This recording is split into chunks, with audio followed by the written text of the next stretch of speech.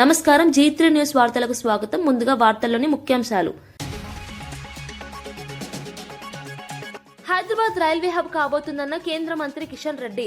వికసిత్ భారత్ 2047 కోసం పెట్టిన బడ్జెట్ అన్న కిషన్ రెడ్డి ఉచిత పథకాల కోసమే బడ్జెట్ అన్నట్లు తప్పుడు ప్రచారం చేస్తున్నారని ఆగ్రహం. ప్రజలు ఆశిస్తున్న సుస్థిర ప్రగతికి దోహదపడేలా బడ్జెట్ ఉందన్న కిషన్ రెడ్డి. చంద్రబాబుపై వ్యాఖ్యల పట్ల అంబటి రాంబాబు బాధపడుతున్నారన్న అల్లుడు ఉపేష్. జైల్లో మామ అంబటిని కలిసిన అల్లుడు ఉపేష్ ఆవేశంలో అంబటి నోరు జారారని వ్యాఖ్య. అంబటికి సినిమా చూపిస్తామని పెమ్మసాని అనడం కరెక్ట్ కాదన్న ఉపేష్.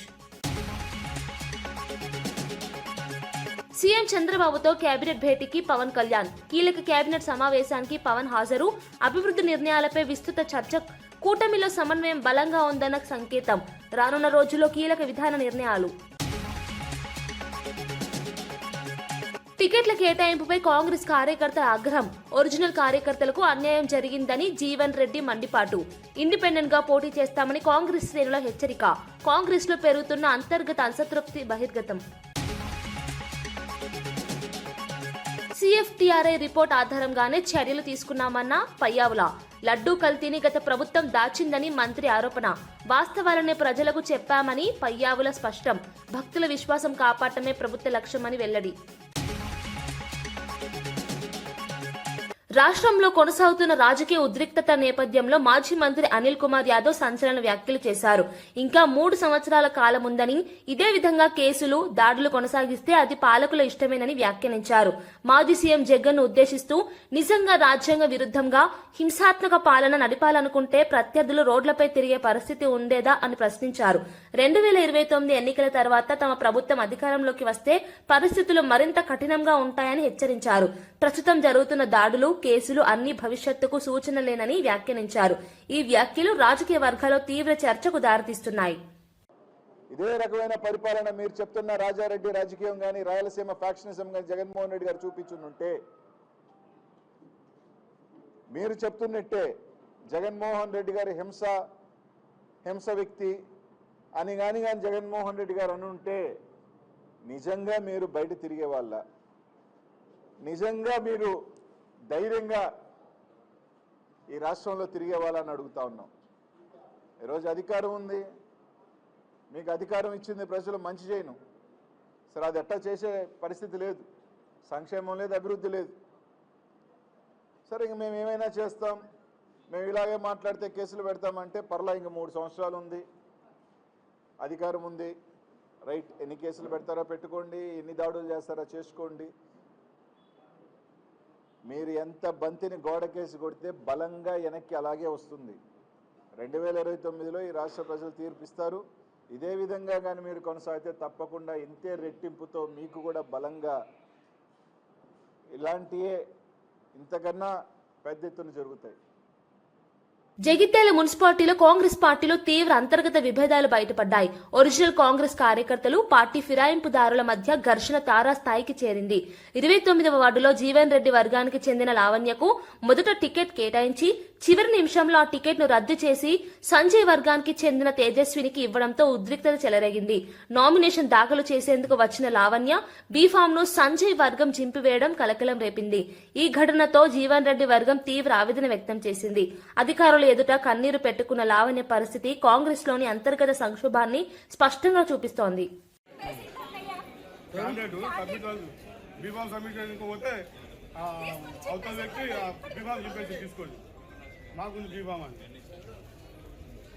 ఎవరు చింపేసింది? ఎవరు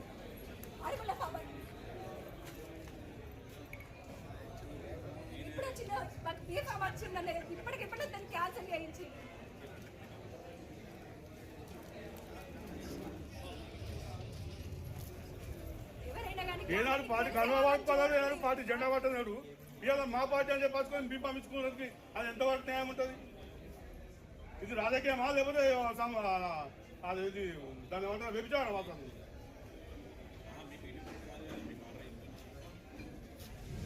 పార్టీ బీఫామ్ గురించి చేసుకోవడానికి వీళ్ళకి ఎవరు ఇచ్చాడు? మీరేమన్నారు? మరి మీరేం చేశారు? ఏమన్నారు అతన్ని?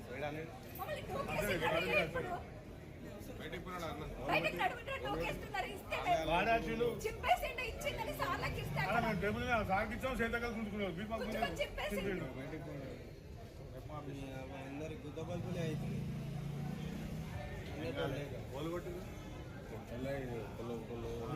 మాజీ సీఎం కేసీఆర్ ను ఉద్దేశించి సీఎం రేవంత్ రెడ్డి చేసిన వ్యాఖ్యలపై శాసన మండలి ప్రతిపక్ష నేత మధుసూదనాచారి తీవ్రంగా స్పందించారు.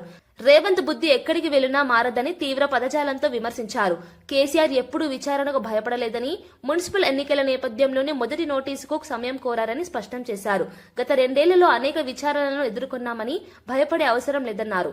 తెలంగాణ రాష్ట్రాన్ని సాధించిన నాయకుడిగా కేసీఆర్ జాతిపితనేనని, ఆయన తెలంగాణ ప్రజల గుండెల్లో చిరస్థాయిగా నిలిచిపోతారని వ్యాఖ్యానించారు.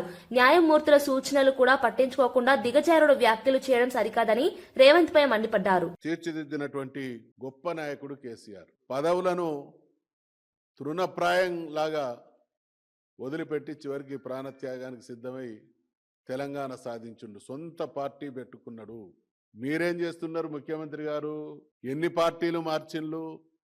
మంది పార్టీలలో వచ్చి ఇవాళ ఇది ఒక వెకిలి వేషం అయితే, ఇంకొక దుర్మార్గం కేసీఆర్ గారి పాలనను మరిపించేటువంటి పాలన, అంతకంటే గొప్ప పాలన అందిస్తామనేటువంటి హామీలు ఇచ్చి ఇవాళ ఎటువంటి దిగజారుడు ప్రభుత్వం, ఎటువంటి గారడి ప్రభుత్వం నడుస్తూ ఉన్నదో ప్రజలు గమనిస్తున్నారు.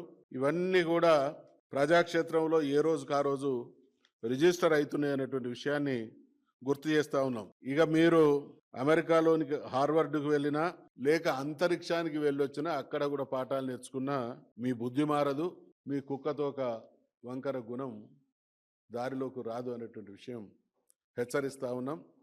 కేసీఆర్ గారి మీద అవాకులు చెవాకులు వేరినా సిట్ లాంటి సంస్థల ఎంక్వైరీని ప్రభావితం చేయడం కాదు, డైరెక్షన్ ఇస్తున్నాడు. ఇవాళ ఎక్కడో రిమోట్లో నిన్న ఏం మాట్లాడిండు?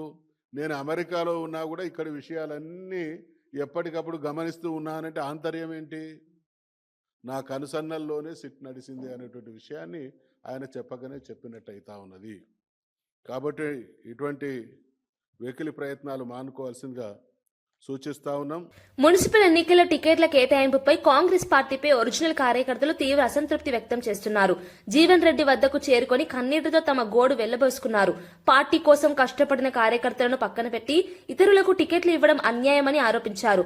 తనను నమ్ముకున్న వారిని పార్టీ మోసం చేసిందని జీవన్ రెడ్డి తీవ్ర విమర్శలు చేశారు. ఈ విధమైన నిర్ణయాలతో కార్యకర్తలను బలి చేస్తున్నారని మండిపడ్డారు. కాంగ్రెస్ పార్టీ తీరుకు నిరసనగా ఇండిపెండెంట్ గా అయినా ఎన్నికల్లో పోటీ చేస్తామని కార్యకర్తలు శపథం చేశారు. ఈ ఘటన కాంగ్రెస్ లోని అంతర్గత అసంతృప్తిని బహిర్గతం చేసింది.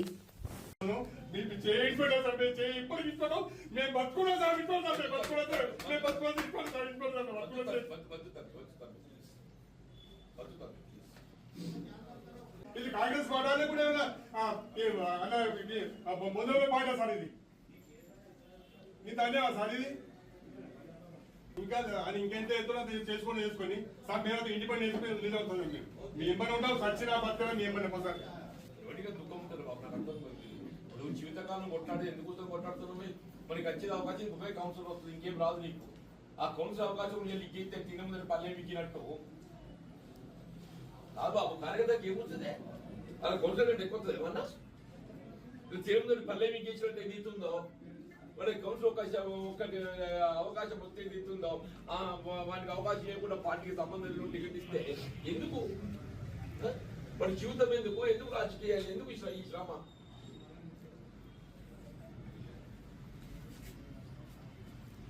అది దుఃఖం చూడండి. 2 గంగపుత్రుడు వాడు పుట్టిన పార్టీలో పుట్టినాడు. 2 సార్లు కౌన్సిలర్, 4 సార్లు. మొన్న ఓడిపోయిండు పేరుసారి.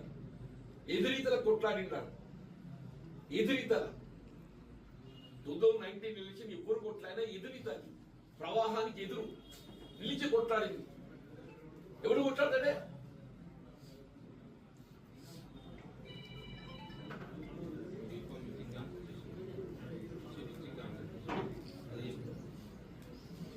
వెంకటేశ్వర స్వామి ఆలయ అంశంపై మంత్రి విడుదల రజని చేసిన వ్యాఖ్యలు రాజకీయంగా చర్చనీయాంశంగా మారాయి. తాము గుడికి వెళ్లడమే తప్ప దేవుడితో పెట్టుకునే ఉద్దేశం లేదని స్పష్టం చేశారు. ప్రత్యర్థులు మాత్రం వెంకటేశ్వర స్వామిని రాజకీయాల్లోకి లాగుతున్నారని ఆరోపించారు. అసెంబ్లీలో వైసీపీ నేతలు సామాన్యులు గుడికి వెళ్లకూడదని చట్టం చేయాలని వ్యంగ్యంగా వ్యాఖ్యానించారు. దేవుడితో పెట్టుకుంటే పరిణామాలు ఎలా ఉంటాయో అందరికీ తెలుసని హెచ్చరించారు. ఎవ్వరూ భయపడం ఇక్కడ. ఎందుకంటే ఈ రాష్ట్రమేమి మీ జాగీర్ కాదు చంద్రబాబు నాయుడు గారు. కల్తీ న్యాయ వ్యవహారంపై మీరు రాజేసిన కుంపటిని మీరే ఆర్పండి చంద్రబాబు నాయుడు గారు. మీరే దీనికి కారణం. మీరే అవాస్తవాలు, అసత్య ప్రచారాలు ప్రజల్లోకి తీసుకువెళ్లి ఈ రోజు వచ్చినటువంటి రిపోర్ట్స్ బేస్ చేసుకుని ఈ రిపోర్ట్సే క్లియర్ గా చెప్పాయి చంద్రబాబు నాయుడు గారు చెప్పింది తప్పు, మేము ఏ కల్తీ నెయ్యి విషయంలో మేము ఏ తప్పు చేయలేదు, వైఎస్ఆర్ కాంగ్రెస్ పార్టీ హయాంలో ఏ తప్పు జరగలేదు, మా పార్టీ గాని మా నాయకుడు గాని ఎవ్వరం కూడా ఏ తప్పు చేయలేదు అని ఈరోజు రిపోర్ట్సే చెప్తా ఉన్నాయి. దీన్ని మేము ప్రజల్లోకి తీసుకువెళ్తూ వాస్తవాలను ప్రజల్లోకి చెప్పే ప్రయత్నం చేస్తుంటే ఈ విధంగా మీరు ఏదో రకరకాల ఆ మాంసం ఈ మాంసం అని చెప్పి కలిసిందని కొవ్వు కలిసిందని చెప్పేసి ఏ విధంగా మీరు ప్రజల్లోకి తీసుకువెళ్లి అవాస్తవాల్ని ఇంకా ఇది నిజమే అని చెప్పి ఈ రోజు కూడా నేను ఎక్కడో చూశాను, ఇందాక ఎవరో మాట్లాడుతూ ఉన్నారు, ఆయన ఎవరో మీ దృష్టికి కూడా వచ్చి ఉంటది. ఇప్పుడు కూడా ఈవెన్ ఈ రోజు కూడా ఏందో హార్పిక్ కలిసిందంట, మళ్ళీ నెయ్యిలో యాసిడ్ కలిసిందని మాట్లాడతాడు పెద్ద మనిషి. ఏం చెప్పాలి? ఇంత జరిగినా కూడా ఈ రోజు కూడా వాళ్ళు బయటకు వచ్చి ఈ విధంగా మాట్లాడుతున్నారంటే ఒకసారి రాష్ట్ర ప్రజలు ఆలోచించాలి. ఇంకా కూడా మీరు జీర్ణించుకోలేకపోతున్నారు, అన్ని విషయాల్ని డైవర్ట్ చేస్తా ఉన్నారు. ఇది కూడా డైవర్షన్ లో భాగంగానే ఈ దాడులు చేసి ఈ కాన్సెప్ట్ ని ప్రజలు ఎక్కడ వైఎస్ఆర్ కాంగ్రెస్ పార్టీ వాళ్ళు చెప్తున్నది నమ్ముతారో అని భయంతో నెయ్యి కల్తీ జరగలేదనేటువంటి నిజాన్ని వైఎస్ఆర్ కాంగ్రెస్ పార్టీ వాళ్ళు ప్రజల్లోకి తీసుకువెళ్తున్నారు. ప్రజలు నమ్ముతున్నారు. మేము డిఫేమ్ అయిపోతున్నాం, కూటమి ప్రభుత్వం డిఫేమ్ అయిపోతుంది అనేటువంటి భయంతోనే మరి ఇలాంటి పెద్ద ఎత్తున ఇలాంటి దాడులకు మీరు తెగబడుతున్నారని చెప్పి తెలియజేసుకుంటా ఉన్నాం. ఇప్పటికైనా మేము కోరుతుంది ఒకటే, ఈ తిరుమల శ్రీవారి విషయంలో ఏదైతే మీరు మీ స్వార్థ తన 40 సంవత్సరాల రాజకీయ జీవితంలో ఇంత స్థాయిలో హింసాత్మక రాజకీయ దాడులను ఎప్పుడూ చూడలేదని ముద్రగడ పద్మనాభం తీవ్ర ఆవేదన వ్యక్తం చేశారు. ఇటీవల రాష్ట్రంలో చోటు చేసుకుంటున్న రాజకీయ పరిణామాలు ప్రజాస్వామ్య విలువలను దెబ్బతీస్తున్నాయని ఆయన అన్నారు. ముఖ్యంగా తిరుపతి లడ్డు అంశాన్ని రాజకీయ లాభాల కోసం ఉపయోగించుకోవడం సరికాదని అభిప్రాయపడ్డారు. చంద్రబాబు నాయుడు బహిరంగంగా లడ్డూలో జంతు కొవ్వు లేదని స్పష్టం చేసి ఉంటే రాజకీయ వాతావరణం మరోలా ఉండేదని వ్యాఖ్యానించారు. ప్రజల మనోభావాలకు సంబంధించిన అంశాల్లో బాధ్యతాయుతంగా వ్యవహరించాల్సిన అవసరం ఉందన్నారు. రాజకీయాల్లో విమర్శలు సహజమే అయినా అవి దాడులు, విధ్వంసాలకు దారితీయడం ప్రమాదకరమని హెచ్చరించారు. రాష్ట్రంలో శాంతి భద్రతలు కాపాడాల్సిన బాధ్యత ప్రభుత్వానిదేనని, పరిస్థితుల్లో అదుపు తప్పకుండా చర్యలు తీసుకోవాలని ఆయన కోరారు.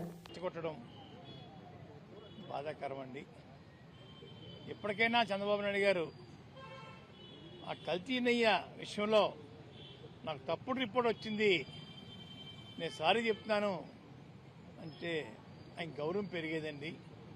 ఆ పని చేయకుండా వేరే రకంగా దాడి చేయించడం, ఆ కప్పిపుచ్చుకోవడం కోసం, తప్పించుకోవడం కోసం విశ్వ ప్రయత్నం చేస్తూ ఉన్నారు. ఇది మంచి పని కాదు. చాలా సీనియర్ ముఖ్యమంత్రిని చెప్పుకుంటున్నారు, కానీ చెప్పుకుంటారు మీరు, కానీ మీరు చేసే పనులు మాత్రం బాగోలేదండి. చంద్రబాబు నాయుడు గారు, మీలో మార్పు రావాలా. ఇది మంచి విధానం కాదు కాదు కాదు దేశంలో ఎక్కడ ఇటువంటి అరాచకం మాజీ మంత్రులు ఇళ్ల తగలబెట్టడం అనేది ఎక్కడా లేదని మీకు తెలుసు. కానీ ఈ రాష్ట్రంలో తమరు ప్రవేశపెట్టడం అనేది బాధాకరం. వేణుగారు మాట్లాడాల్సి తమ ఇంటిపై జరిగిన దాడికి సంబంధించి వెంటనే చర్యలు తీసుకోవాలని అంబటి రాంబాబు అల్లుడు ఉపేష్ డిమాండ్ చేశారు. కేంద్ర మంత్రి స్థాయిలో ఉన్న వ్యక్తులు బెదిరింపులు చేస్తూ ఇలాంటి చర్యలకు పాల్పడటం ప్రజాస్వామ్యానికి విరుద్ధమని ఆయన అన్నారు. తమ ఇంటిపై దాడికి సంబంధించిన సీసీటీవీ ఫుటేజ్ స్పష్టంగా ఉందని, వెంటనే పోలీస్ స్టేషన్లో ఫిర్యాదు చేయనున్నట్లు తెలిపారు. ఇప్పుడున్న ప్రభుత్వం శాశ్వతం కాదని, భవిష్యత్తులో ప్రతి విషయానికి సమాధానం చెప్పాల్సి వస్తుందని హెచ్చరించారు. రాజకీయ విభేదాలను హింస రూపంలో వ్యక్తపరచడం ప్రమాదకరమని ఆయన అభిప్రాయపడ్డారు. కుటుంబ సభ్యుల భద్రతపై తీవ్ర ఆందోళన ఉందని, చట్టం తన పని తాను చేయాలని కోరారు. ఇలాంటి ఘటనలపై తక్షణమే స్పందించకపోతే ప్రజల్లో పోలీస్ వ్యవస్థపై నమ్మకం దెబ్బతింటుందని ఉపేష్ స్పష్టం చేశారు. మీరు లడ్డూ విషయంలో పశువుల అవశేషాలు కలిసినవి అని క్లియర్గా పంది కొవ్వు, ఆవు కొవ్వు ఫిష్ ఆయిల్ ఉందని లోకేష్, పవన్ కళ్యాణ్, చంద్రబాబు ప్రెస్ స్టేట్మెంట్ ఇచ్చారు. స్టేజ్ మీద ఉన్నప్పుడు మాట్లాడారు, పలు సందర్భాల్లో ప్రొజెక్ట్ చేశారు.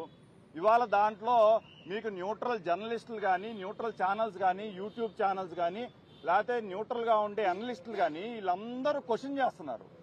ఎవరిని క్వశ్చన్ చేస్తున్నారు? మీ ముగ్గురిని క్వశ్చన్ చేస్తున్నారు. మీరు పశువుల అవశేషాలు ఉన్నాయని చెప్పని క్లియర్ గా చెప్పారు. ఇప్పుడు లేవని వచ్చింది. కనీసం ఇప్పటికైనా క్షమాపణ చెప్పి దేవుణ్ణి రాజకీయాలకు వాడుకోవద్దు అని కామన్ పీపుల్ వీళ్ళు అందరూ ప్రశ్నిస్తున్న సందర్భంలో వీళ్ళు సెల్ఫ్ డిఫెన్స్ లో పడి ఈ రకంగా ప్రవోక్ చేసి ఈ రకంగా ఒక ఇష్యూని డైవర్ట్ చేయడానికి ఇదంతా డ్రామా రన్ చేస్తున్నారు. వాళ్ళు సినిమా చూపిస్తామంటే ఇక్కడ కాదండి, గల్లా మాధవి గారికి కుటుంబం లేదా? ఆయనకి పెళ్లి అవ్వలేదా? ఆయనకి హస్బెండ్ లేరా? పిల్లలు లేరా? ఆమె ఇంట్లోనేగా ఉండేది. ఆమెకి ఇల్లు లేదా? ఎల్లకాలం మీ ప్రభుత్వమే ఉంటుందా? చూస్తా కూర్చుంటారా ఏంటండి? ఇలా ఇళ్ల మీదకి వచ్చి మీరు పసిపిల్లలు ఉన్నప్పుడు మీరు ముందు వెనక ఆలోచించకుండా మీరు అక్కడే ఉండి దాడి చేపిస్తామంటే చూస్తా కూర్చుంటారా ఏంటి? మీకు లేవా? ఫ్యామిలీ లేవా? ఎల్లకాలం మీరు ఎన్నేళ్ళు ఉంటారు? మీరు ఎల్లకాలం మీరే ఉంటారా ఏంటి? దీన్ని సహించే ప్రసక్తే లేదు. లీగల్ గా దీన్ని మేము ఎదుర్కొంటాము. అందరి మీద కేసులు పెడతాం. కేసులు తీసుకోకపోతే ప్రైవేట్ కేసులు పెట్టడానికి కూడా వెనకాడం. ఏంటండి? రెగ్యులర్ గా ఉండేటట్టే ఉన్నాయండి. అవునండి. స్పెషల్ ప్రివిలేజెస్ అయితే ఇప్పుడు దాకా ఏం లేదండి.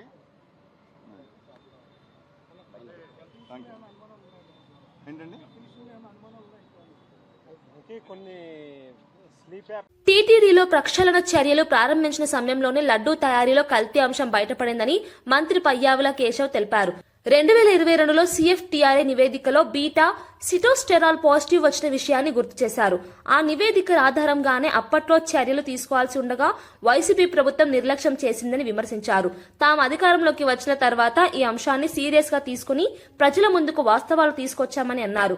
సీఎం చంద్రబాబు ప్రజలకు చెప్పింది రిపోర్టుల్లో ఉన్న విషయాలేనని స్పష్టం చేశారు. లడ్డూ లాంటి పవిత్ర ప్రసాదంపై రాజకీయ ఆరోపణలు చేయడం సరికాదని వాస్తవాల ఆధారంగానే చర్చ జరగాలన్నారు.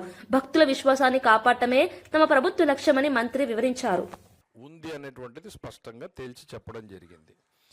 ఎంత మేరకు మీరు ఎట్లా అంటారు బోర్డుని అనేటువంటిది ఒకటి మాట్లాడితే ఇందులో ఒక కన్క్లూజన్ పేరాకి చదివి వినిపిస్తాను మీకు.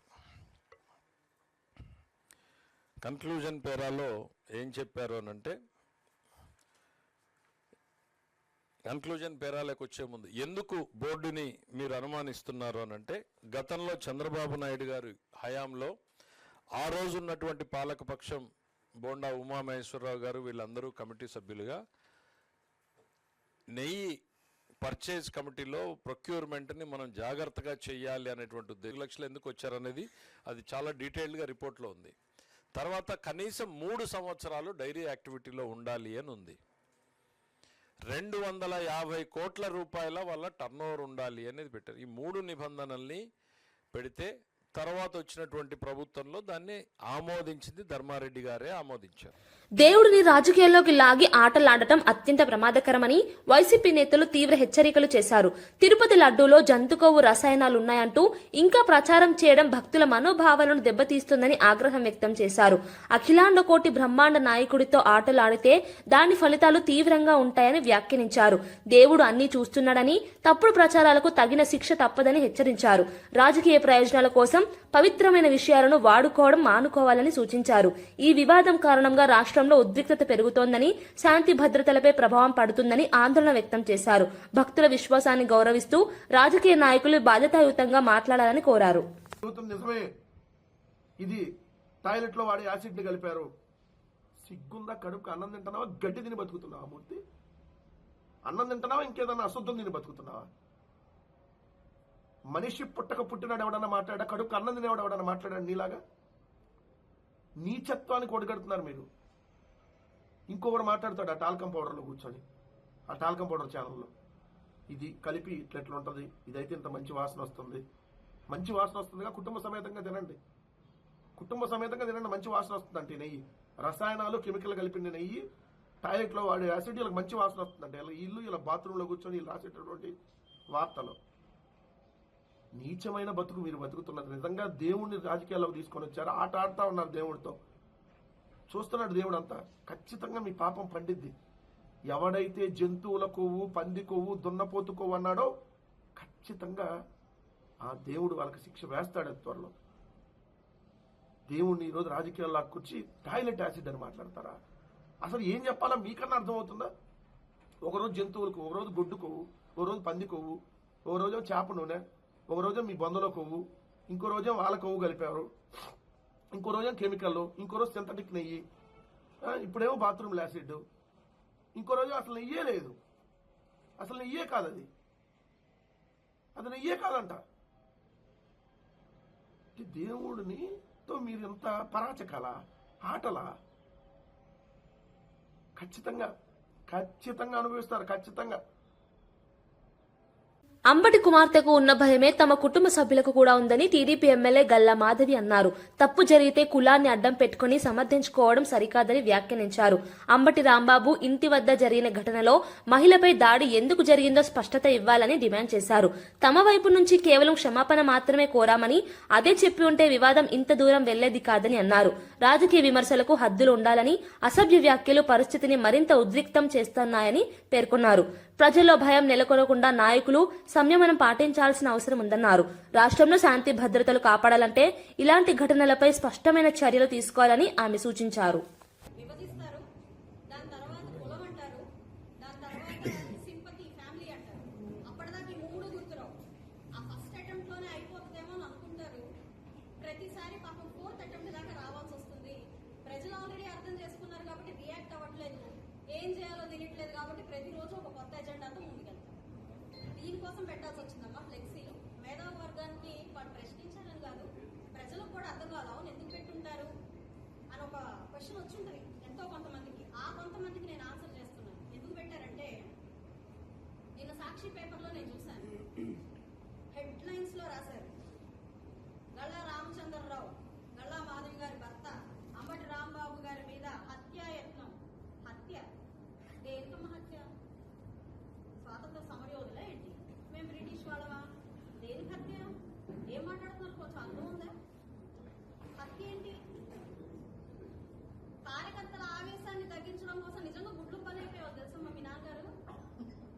సీరియస్ గా చెప్తున్నాను నేను. గట్టి ప్రొటెక్షన్ ఇచ్చారు పోలీసులు. పొద్దున మాట్లాడిన మాటలకి సాయంత్రం దాకా ఊరికే కూర్చున్నారు. సుమోటో ప్రకటించి ముందు ఆపాల్సి పోయింది. సరే, that is a different story. హత్యాయత్నం అది ఇంకా పెద్ద, అంటే అదొకటి. మళ్ళీ వెనకాల మరుసటి రోజు నల్లపాడు స్టేషన్కి వెళ్ళి పోలీసుల్ని ఎలా ఉన్నారు అని ప్రశ్నించి బాగానే ఉన్నారా అని చెప్తూ బయటకు వచ్చిన గల్లా మాధవి. అదే పేపర్. నేను నల్లపాడు స్టేషన్కి వెళ్ళి అరెస్ట్ అయ్యాక నేను నల్లపాడు స్టేషన్కి వెళ్ళి మీరు ఎలా ఉన్నారు, ఎలా ఉన్నాడు ఆయన అని నేను అడిగానంట. బాగా చూసుకున్నామని వాళ్ళు చెప్పారంట, బాగా చూసుకున్నామని నేను మీడియాకు వచ్చి చెప్పానంట. పేపర్లో రాస్తారు వాళ్ళు. ఏం ప్రొవోక్ చేస్తున్నట్టు చిల్లరగా అనిపించట్లా మీకు? నారాసుర రక్త చరిత్ర అంటే అది కామ్గా ఉంటుండే, దాన్ని బేస్ చేసుకుని అఫ్ కోర్స్ మీరు గెలిచారు, ఆ సింపతిని గెయిన్ చేసుకుని గెలిచారు. That is a different story again. అంటే ఎందుకు చెప్తున్నానంటే ఇవన్నీ మీకు కరెక్ట్ టైంలో మీరు మాట్లాడిన వాటికి ఆన్సర్ చేయకపోతే. రాయలసీమ రైతుల సమస్యలపై వైఎస్ఆర్సీపీ ప్రభుత్వం పూర్తిగా విఫలమైందని కర్నూలు జిల్లా కోడుమూరు ఎమ్మెల్యే బొగ్గుల దస్తగిరి తీవ్ర విమర్శలు చేశారు. కర్నూలు సమీపంలోని రుద్రవరం గ్రామంలో హంద్రీవా కాలువను పరిశీలించిన ఆయన కాలువ నిర్మాణం పేరుతో గత ప్రభుత్వం రైతులను మోసం చేసిందన్నారు. కాలువలు పూర్తి కాకపోవడంతో వేల ఎకరాల పంట భూములు ఎండిపోయాయని, నీరు అందక రైతులు తీవ్ర నష్టాలు ఎదుర్కొంటున్నారని విమర్శించారు. రాయలసీమ లిఫ్ట్ ఇరిగేషన్, హంద్రీవా వంటి కీలక ప్రాజెక్టులను వైఎస్ఆర్సీపీ ప్రభుత్వం నిర్లక్ష్యం చేసిందని ఆరోపించారు. ఎన్నికల సమయంలో ఇచ్చిన హామీలను అమలు చేయకుండా రైతుల ఆశలతో ఆడుకున్నారని మండిపడ్డారు. ప్రస్తుత ప్రభుత్వం రైతులకు నీరు అందించడమే లక్ష్యంగా పనిచేస్తుందని, సాగునీటి ప్రాజెక్టుల పూర్తి కోసం ప్రత్యేక చర్యలు తీసుకుంటున్నామని ఆయన స్పష్టం చేశారు. మా యొక్క ప్రభుత్వం వచ్చిన తర్వాత 3,800 కోట్లతో దీనికి ఖర్చు పెట్టి దాదాపు పులివెందులకి, అంటే మల్యాల ఎత్తిపోతల పథకం నుంచి పులివెందులకు ఈరోజు సాగునీటిని అందిస్తున్నాము. అంటే అది మా యొక్క కూటమి ప్రభుత్వం. నారా చంద్రబాబు నాయుడు గారు వచ్చిన వెంటనే 19 నెలల కాలంలోనే దాదాపుగా 8,000 కోట్ల రూపాయలతో సాగునీటికి ఖర్చు చేయడం జరిగింది. అలాగే ఈ తుంగభద్ర నదికి గేట్ల మరమ్మతులు కూడా చేసుకోలేక, ఆ గేట్ల చేయలేకపోయిన వ్యక్తి మన వైఎస్ జగన్మోహన్ రెడ్డి. కాబట్టి నారా చంద్రబాబు నాయుడు గారు వచ్చిన తర్వాత ఆ గేట్లను మరమ్మతులు చేసి ఇమ్మీడియట్గా మరమ్మతులు చేయడం జరిగింది. ఈ రాష్ట్రాన్ని అభివృద్ధి పథంలో నడపాలంటే, అలాగే సంక్షేమంగాని ఏదైనా చేయాలన్నా నారా చంద్రబాబు నాయుడు గారికి సాధ్యం. మహబూబాబాద్ జిల్లాలో కాంగ్రెస్ పార్టీపై సిపిఐ నాయకులు తీవ్ర ఆగ్రహం వ్యక్తం చేశారు. నామినేషన్ల స్వీకరణ కేంద్రం వద్ద కాంగ్రెస్ డౌన్ డౌన్ అంటూ సిపిఐ శ్రేణులు నిరసన చేపట్టాయి. కాంగ్రెస్ ఎమ్మెల్యే మురళీ నాయక్ తమతో పొత్తు కుదుర్చుకుని చివరి నిమిషంలో మాట తప్పారని సిపిఐ నేతలు ఆరోపించారు. పొత్తు పేరుతో తమకు అన్యాయం చేశారని, నమ్మక ద్రోహానికి పాల్పడ్డారని మండిపడ్డారు. మున్సిపల్ ఎన్నికల్లో సిపిఐకి రావాల్సిన స్థానాలను కాంగ్రెస్ తనవిగా మార్చుకుందని ఆరోపణలు చేశారు. ఈ వ్యవహారంతో పార్టీ శ్రేణుల్లో తీవ్ర అసంతృప్తి నెలకొందన్నారు. కాంగ్రెస్ పార్టీ ప్రజాస్వామ్య విలువలను తుంగలో తొక్కుతోందని విమర్శించారు. తమకు న్యాయం జరిగే వరకు పోరాటం కొనసాగిస్తామని సిపిఐ నేతలు స్పష్టం చేశారు. ఈ ఘటనతో మహబూబాబాద్ రాజకీయ వాతావరణం ఒక్కసారిగా వేడెక్కింది.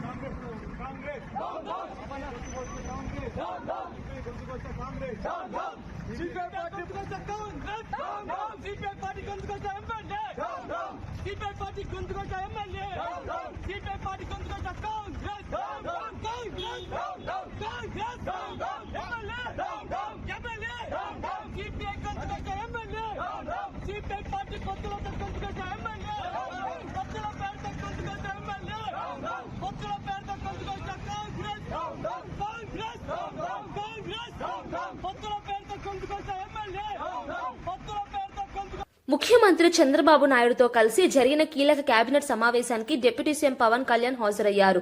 రాష్ట్ర అభివృద్ధి, పాలనలో తీసుకోవాల్సిన కీలక నిర్ణయాలపై ఈ సమావేశంలో విస్తృతంగా చర్చ జరిగింది. ముఖ్యంగా పరిపాలనా సంస్కరణలు, ప్రజా సమస్యలు, ఆర్థిక పరిస్థితులపై కేబినెట్ దృష్టి సారించింది. కూటమి ప్రభుత్వంగా ప్రజలకు ఇచ్చిన హామీల అమలుపై సమీక్ష చేసినట్లు సమాచారం. పవన్ కళ్యాణ్ ఈ సమావేశంలో చురుకుగా పాల్గొని పలు అంశాలపై తన అభిప్రాయాలను వెల్లడించినట్లు తెలుస్తోంది. ప్రభుత్వం సమిష్టిగా పనిచేస్తూ రాష్ట్రాన్ని అభివృద్ధి దిశగా తీసుకెళ్లాలన్నదే లక్ష్యమని కేబినెట్ సమావేశం స్పష్టం చేసింది. కూటమిలో సమన్వయం బలంగా ఉందని ఈ భేటీ మరోసారి చాటినట్లయింది. రానున్న రోజుల్లో కీలక విధాన నిర్ణయాలు వెలువడే అవకాశం ఉందని రాజకీయ వర్గాలు విశ్లేషిస్తున్నాయి.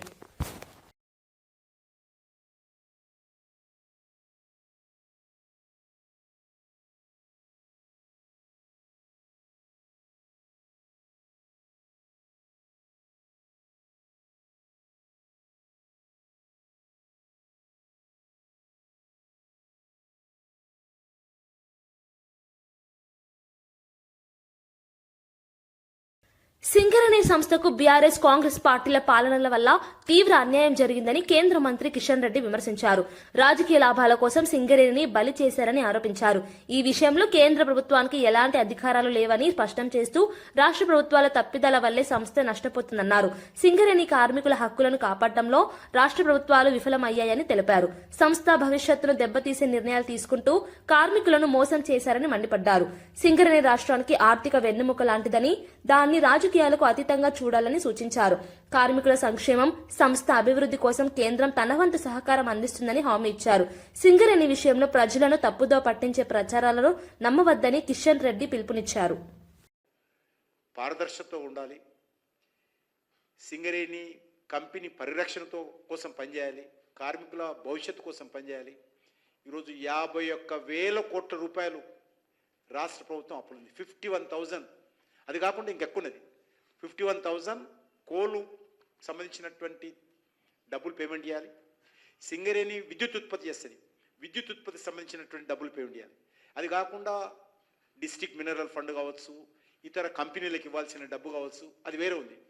ఒక 2 సెక్టార్లని కోల్ కొనుగోలు చేసినటువంటి రాష్ట్ర ప్రభుత్వం, విద్యుత్ కొనుగోలు చేసినటువంటి రాష్ట్ర ప్రభుత్వమే ఒక 51,000 కోట్ల రూపాయలు సింగరేణికి ఇవ్వాలి. ఈ 2 పార్టీల పాపం కారణంగా, ఈ 2 పార్టీల యొక్క మోసం కారణంగా సింగరేణి దగా చేయబడ్డది. సింగరేణికి అన్యాయం జరుగుతూ ఉంది. సింగరేణి కార్మికుల అన్యాయం జరుగుతుంది. వాళ్ళ భవిష్యత్ అంధకారంలో 2 పార్టీలు నెట్టేశారు. ఎవరు కార్మికుల రక్తాన్ని చెమటగా మార్చి కష్టపడినటువంటి 50,000 కోట్ల రూపాయలు ఈ రాష్ట్ర ప్రభుత్వం తీసుకొని ఇవ్వకపోతే సింగరేణి కార్మికులు ఎవరికి చెప్పుకోవాలి? కేంద్ర ప్రభుత్వం ఏ రకమైనటువంటి అధికారాలు లేవు. నేను కేంద్ర మంత్రిగా ఉన్నాను. 49% ఏ రకంగా తయారు చేశారంటే గత 40 సంవత్సరాలుగా సింగరేణిలో ఒక చిన్న స్థాయి ఉద్యోగస్తుని కూడా నేను చర్యలు తీసుకోవడము లేకపోతే ట్రాన్స్ఫర్ చేసే అధికారం నాకు లేదు. ₹1 కేటాయింపులో నా జోక్యం లేదు. అంటే 30 సంవత్సరాలు 40 సంవత్సరాలుగా జరిగినటువంటి కచేరీ కారణంగా టీఆర్ఎస్ వచ్చిన తర్వాత ఇది పూర్తిగా అధ్వాన్నంగా తయారు చేసి ఒక private limited Singareni KCR private limited కంపెనీగా వాళ్ళు మార్చుకున్నారు. వార్తలు ముగించే ముందు ముఖ్యాంశాలు మరోసారి. హైదరాబాద్ రైల్వే హబ్ కాబోతుందన్న కేంద్ర మంత్రి కిషన్ రెడ్డి. వికసిత్ భారత్ 2047 కోసం పెట్టిన బడ్జెట్ అన్న కిషన్ రెడ్డి. ఉచిత పథకాల కోసమే బడ్జెట్ అన్నట్లు తప్పుడు ప్రచారం చేస్తున్నారని ఆగ్రహం. ప్రజలు ఆశిస్తున్న సుస్థిర ప్రగతికి దోహదపడేలా బడ్జెట్ ఉందన్న కిషన్ రెడ్డి. చంద్రబాబుపై వ్యాఖ్యల పట్ల అంబటి రాంబాబు బాధపడుతున్నారన్న అల్లుడు ఉపేష్. జైల్లో మామ అంబటిని కలిసిన అల్లుడు ఉపేష్ ఆవేశంలో అంబటి నోరు జారారని వ్యాఖ్య. అంబటికి సినిమా చూపిస్తామని పెమ్మసాని అనడం కరెక్ట్ కాదన్న ఉపేష్. సీఎం చంద్రబాబుతో కేబినెట్ భేటీకి పవన్ కళ్యాణ్. కీలక కేబినెట్ సమావేశానికి పవన్ హాజరు. అభివృద్ధి నిర్ణయాలపై విస్తృత చర్చ.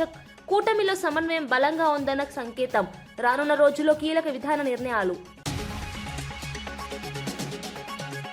టికెట్ల కేటాయింపుపై కాంగ్రెస్ కార్యకర్తల ఆగ్రహం. ఒరిజినల్ కార్యకర్తలకు అన్యాయం జరిగిందని జీవన్ రెడ్డి మండిపాటు. ఇండిపెండెంట్ గా పోటీ చేస్తామని కాంగ్రెస్ శ్రేణుల హెచ్చరిక.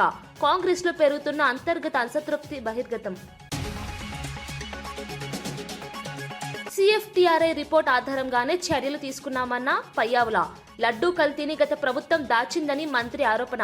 వాస్తవాలనే ప్రజలకు చెప్పామని పయ్యావుల స్పష్టం. భక్తుల విశ్వాసం కాపాడటమే ప్రభుత్వ లక్ష్యమని వెల్లడి. ఇవి ఈనాటి వార్తా విశేషాలు. మరో బులెటిన్లో మళ్ళీ కలుద్దాం. నమస్కారం.